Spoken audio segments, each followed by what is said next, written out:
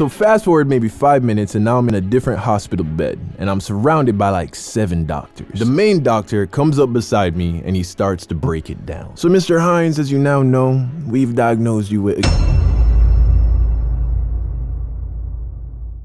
Hey, listen, it's over. Do you get that? We're not going back. What, do you think we're gonna go back to how it was before it hit? Nah, guys, online school, you better get used to that. Oh, what's that you say? You don't like wearing masks at the grocery store? Sounds like a you problem. All I'm trying to say, just like how you had to get used to taking off your shoes at the airport after 9/11, you better get used to watching a lot of YouTube. And eventually, you're gonna need more stuff to watch, right? And that's why today, I wanna introduce you to Fam Jam Animation, one of the most quality animation channels here on YouTube. Now, they don't tell stories quite like your boy here, but they do make very fun, short animations that are high quality, that are funny and nice to look at. They were also the ones that animated the music video for my song Goodbye, so you know they're good at this shit. These guys are good friends of mine, and I told them that I could get them some subscribers. So here, don't make me look dumb in front of my friends, okay? Go subscribe and let them know Young Don sent you. So about 4 years ago, I almost died. Like for real, no clickbait, no classic YouTuber exaggeration. About 4 years ago, my heart stopped in the emergency room of a California hospital and I almost died. So let's just jump right in, shall we?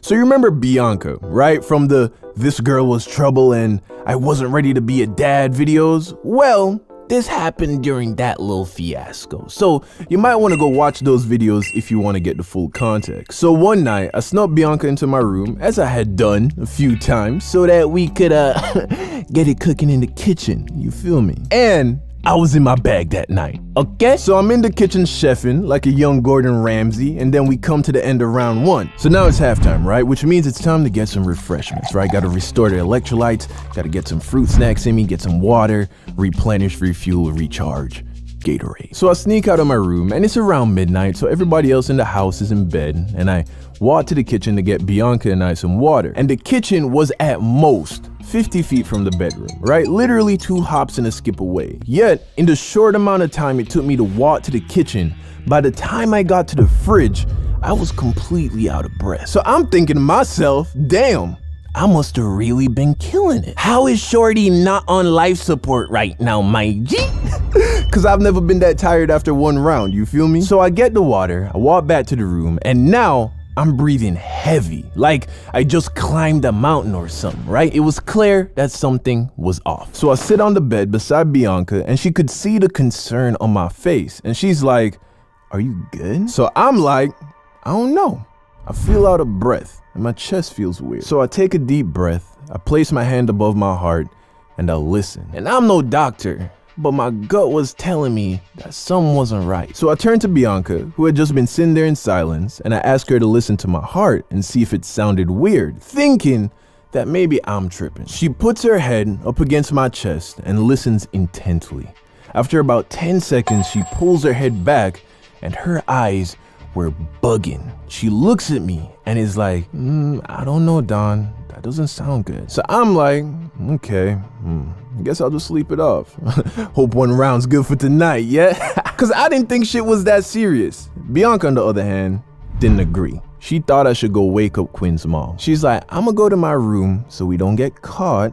As soon as I'm there, go and wake Quinn's mom." So she leaves my room, I hear the door close, and then just to be safe, I was like, all right, can't hurt. Now, if you're new to the channel, you really should watch these videos if you want an in-depth backstory of who all these people are. But in summary, Quinn was one of my best friends while I was in college. His mom had an extra room available because his little sister went to college in Boston. So she rented it to me pretty much for free, and I lived there for almost 3 years. Bianca was a friend of their family, and she moved in for a few months before taking off to the military. And while she was there, we took a liking to each other. Last thing you should know, Quinn's mom, who I fondly called Mama Bear because of how protective she is over her kids. I mean, while I was living there, she was a gun-owning single mother with a black belt in jiu-jitsu, meaning she could fuck you up if she needed to, much like a real mother bear, thus the name Mama Bear. And Mama Bear just so happened to be a very experienced nurse practitioner, which is why Bianca wanted me to wake her up so she could listen to my heart. So I walk over to Mama Bear's room, I knock on the door, and crack it open, and I'm like, "Hey Mama Bear, could you come listen to my heart?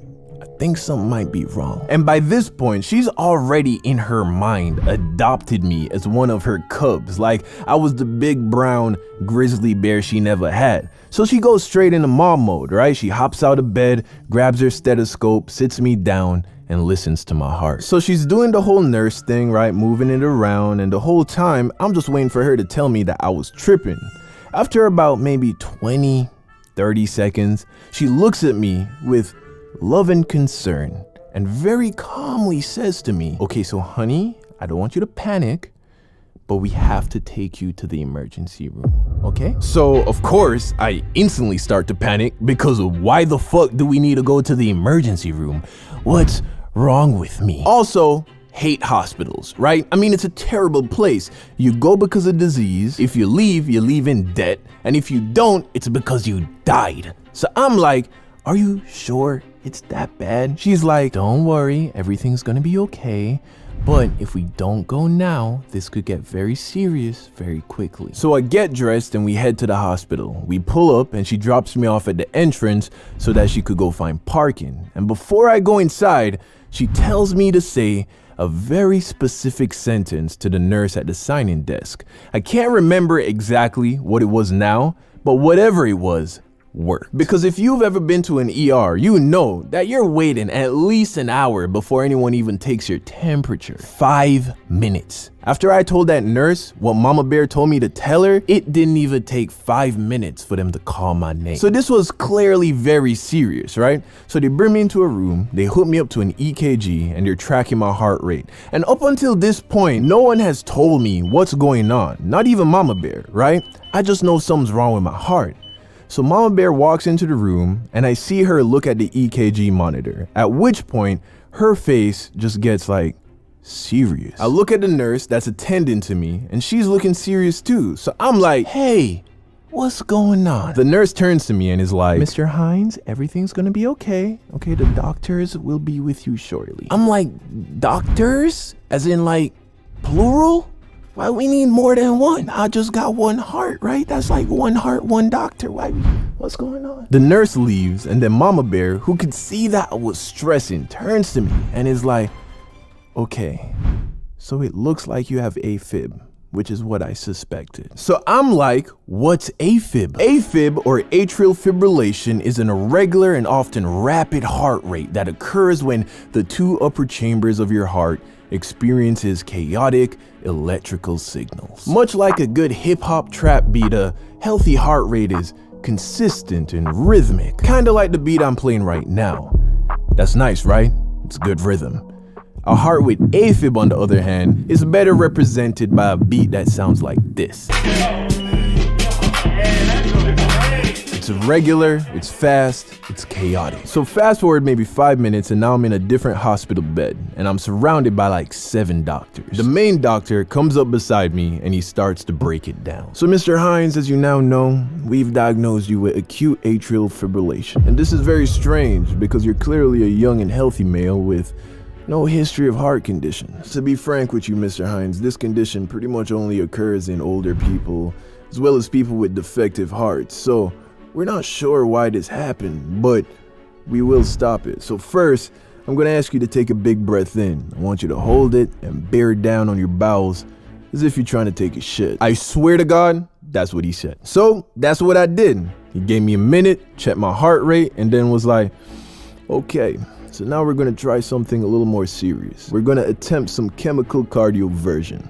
I'm gonna inject you with this medicine and that will hopefully take you out of the AFib." I say okay, he sticks me with the needle, wait a couple more minutes, he checks my heart rate, no dice. So now he's like, Well, Mr. Hines, unfortunately it's come to our last option. We're gonna have to attempt electrical cardioversion. So I'm like, what's that? He then says, we're gonna attempt to shock your heart back in rhythm. We use a machine to generate a low voltage, which will briefly stop your heart and restart it.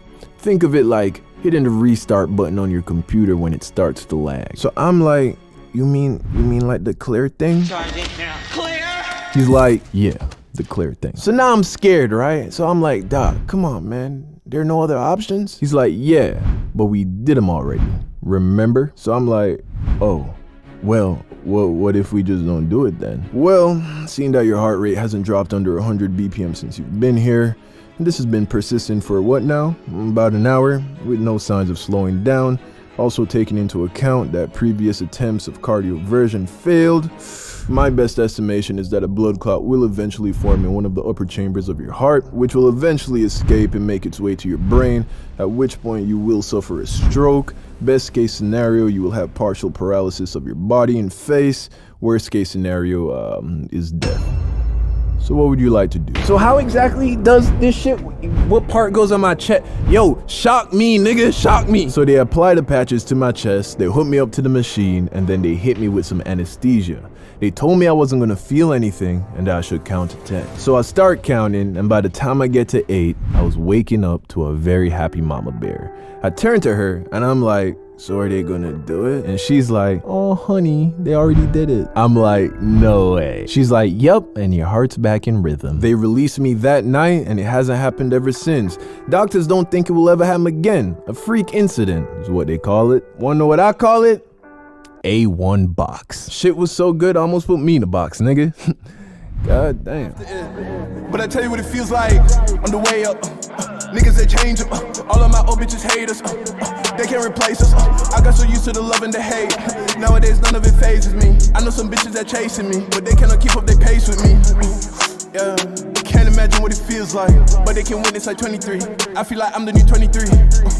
Yeah, look down the street from the Lakers. You never need motivation when you living next to greatness.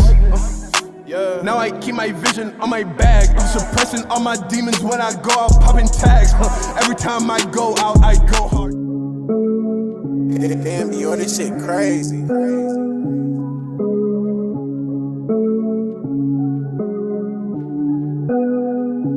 I was sitting outside smoking. I don't even know what I've been talking on. I just